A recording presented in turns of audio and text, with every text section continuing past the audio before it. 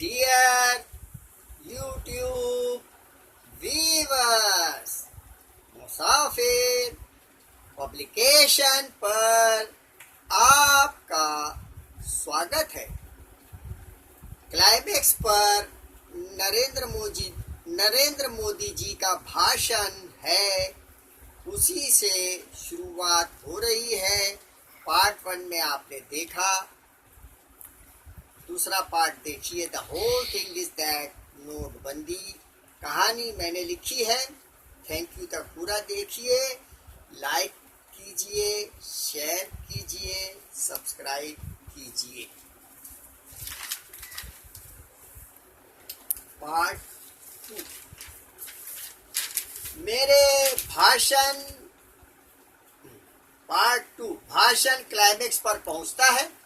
वो कहते हैं, मेरे प्यारे देशवासियों, राजदारी सिक्रेसी इस काम को अंजाम देने के लिए बहुत ज़रूरी थी और इसका ख्याल ध्यान रखते हुए नोटबंदी लागू की गई है और सभी इदारों, कार्यालय जैसे bank, post office, railway, hospital और अन्य अतिरिक्त सबों को अब ये सूचना इत्तला दे दी गई है।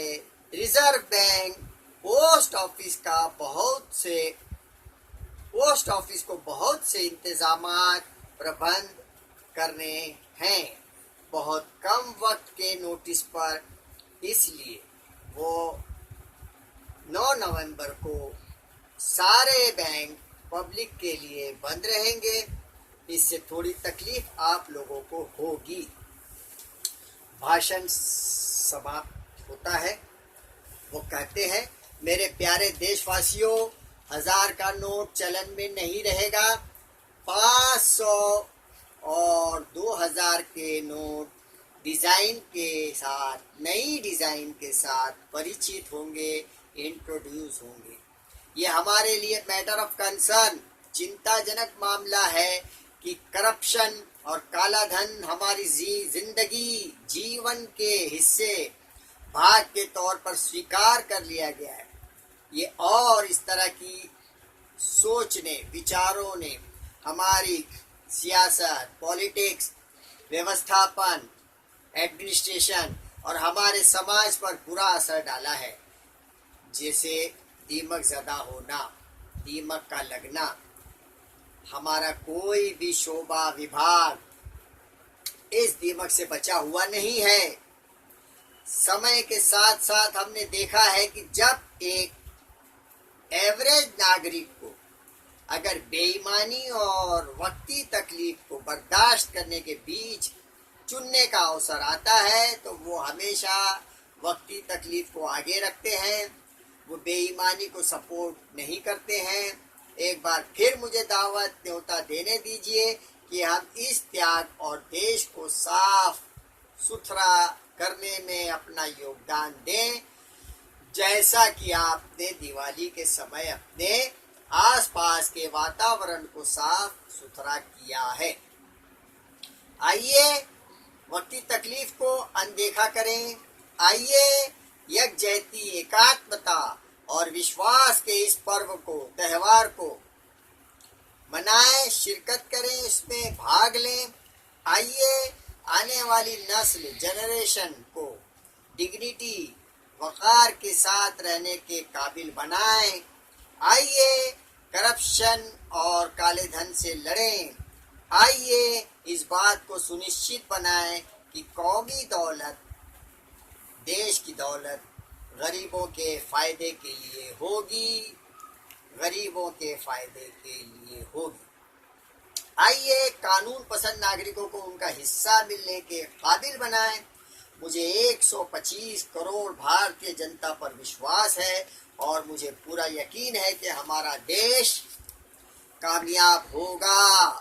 बहुत बहुत धन्यवाद, ढेरों धन्यवाद, शुक्रिया। Thank you very much, thanks a lot, नमस्कार। ये PMO वेबसाइट के द्वारा ली गई तकरीर या भाषण है। आज इस भाषण को याद करें और देखें 4 सालों में नोटबंदी के समय क्या हुआ, बाद में क्या हुआ, क्या होगा, फायदा नुकसान, अच्छा बुरा परिणाम इत्यादि। नोटबंदी पर राजदारी की तारीफ करनी ही होगी। किसी को भी इतनी बड़ी घटना होगी पता ही नहीं चला। अगर ऐसा नहीं होता तो ऑपरेशन नोटबंदी 100% सक्सेस नहीं होता। जैसे कि छापा पड़ेगा, रेड पड़ेगी, तो पता चलने पर जुआरी, शराबी नमाज पढ़ते, पूजा पाठ करते नजर आएंगे। दूसरा फायदा ये कि नोटबंदी हो गई, यानी सबसे बड़ा रुपया कहने वाले के मुंह को ताले लग गए। इसे आप शॉक ट्रीटमेंट कह सकते हैं। मॉरल वैल्यूज, आस्था को सुधारने का इसका लाभ तो अनगिनत है। पूरी किताब लिखी जा सकती है, लिखी जानी चाहिए। इस दृष्टिकोण को लेकर behavioural pattern has been changed, ऐसा कहा जाता है। बर्ताव का पूरा मामला, पैटर्न जो है वो बदल गया। तीसरा फायदा, जाली नोट, नकली नोट तो बंद हो गए, 100% सक्सेस। इससे टेररिस्ट एक्टिविटी का खात्मा, अंत भी हुआ। नोटबंदी से महंगाई, जीडीपी के घटने का कोई सीधा वास्ता तो नहीं है। मैथमेटिक्स की भाषा में कहें कि demonetization is not directly proportionate to dearness, यानी नोटबंदी का सीधा संबंध महंगाई से नहीं है, बढ़ने से तो नहीं है, काले धन के घटने से हो सकता है। जैसे काले धन वाले प्रॉपर्टी में इन्वेस्ट करते हैं, बिल्डर लोगों को इन्वेस्टर क्लास से रुपया मिलता है, प्रॉपर्टी की कीमत बढ़ती है, महंगाई बढ़ती है। लोकल बंदी से अनएम्प्लॉयमेंट का सीधा संबंध है। जमाखोरी, होर्डिंग से महंगाई बढ़ती है। अब सब खुला कर दो, सब एक्सपोर्ट कर दो तो महंगाई तो बढ़ेगी ही। नोटबंदी से रुपया कंट्रोल में आता है, ट्रांसपेरेंसी बढ़ती है, कोई रुपया चोरी नहीं होता, न छीना जाता है, टैक्स ज्यादा कम तो हो सकता है, महंगा सस्ता सामान इससे होता है। टैक्स ज्यादा लगाया, सामान महंगा हो गया, टैक्स कम लगाया, सामान सस्ता हो गया। नोटबंदी से वक्ती तकलीफ हुई, मगर कोई कहे कि आज 4 वर्षों में महंगाई बढ़ी है सिर्फ नोटबंदी की वजह से, तो ये अमान्य है। लेन देन का तरीका मॉडर्न हो गया, डिजिटलाइज हो गया, लोग ऐप से भुगतान करते हैं। होटल का बिल, सामान, किराना, कपड़ा इत्यादि सिर्फ कार्ड से पे होता है। लेस कैश से आसानी ज़्यादा है। साइबर क्राइम की समस्या अलबत्ता है। अब ई वैलेट को चोर लगते हैं। तेरी गठरी में लागा चोर, मुसाफिर जाग जरा। अब ये गठरी ई वैलेट हो गई है। मनी ट्रांसफर मिनटों में हो जाता है। हवाला कारोबार कम हुआ। मनी ऑर्डर इलेक्ट्रॉनिक हो गए। सरकारी कामकाज कंप्यूटराइज हो गए। ब्लैक मनी को रोकने के लिए ये तरीका अच्छा है। सरकार की ताकत का लोगों को पता भी चल गया। पब्लिक सपोर्ट ने जो नोटबंदी को मिला, काले धन वाले धन्ना सेठों को पता चला कि लोग हमको अच्छी नज़र से नहीं देखते, अच्छा नहीं समझते। एक अच्छा पैगाम इसने दिया। ऐसे छोटे मोटे बहुत से फायदे हैं जो नज़र तो नहीं आ रहे हैं, और नज़र ना भी आए तो महसूस मगर किए जा सकते हैं। नरेंद्र जी मोदी का भाषण कुल मिलाकर बड़ा नफा तुला है। हर बात को नहीं कहते, लाख में एक बात होती है। लाख में एक बात तो उन्होंने जो कही है वो ये कि ये हमारा करप्शन, काला धन, बेईमानी, बदउनवानी पार्ट ऑफ लाइफ, जीवन का हिस्सा बन गया है। रिश्वत, ब्राइबरी, करप्शन यानी अखलाकी ज़वाल, मोरल डिग्रेडेशन। इसे कहेंगे। हम सब इसके जिम्मेदार हैं।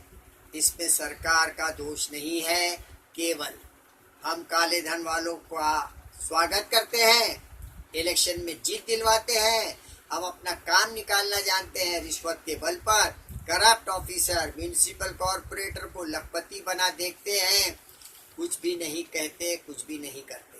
महंगाई, जीडीपी, इन्फ्लेशन, इफराते ज़र, नोटों का प्राचुर्य, बहुतायत, टैक्स की व्यवस्था, हमारी पॉलिसी, सोच का ढंग, रूहानियत से दूरी इत्यादि, ये सब नोटबंदी से संबंधित नहीं है। इनको इस तरह से आप डायरेक्टली प्रोपोर्शनेट नहीं कह सकते, लेकिन इनडायरेक्टली इनको रोकने का कार्य हुआ है नोटबंदी के कारण। एक फिल्म आई थी खून पसीना। खून पसीना के इस फिल्म का ये गीत जो है, इस कहानी का अंत इसी पर किया जाता है। खून पसीने की जो मिलेगी तो खाएंगे, नहीं तो यारो हम भूखे ही सो जाएंगे। खून पसीने की जो मिलेगी तो खाएंगे, नहीं तो यारो हम भूखे ही सो जाएंगे। दौलत हराम की ना ना, है ये किस काम की ना ना, खा लो कसम के इसे हाथ न लगाएंगे, हाथ न लगाएंगे। खून पसीने की जो मिलेगी तो खाएंगे। थैंक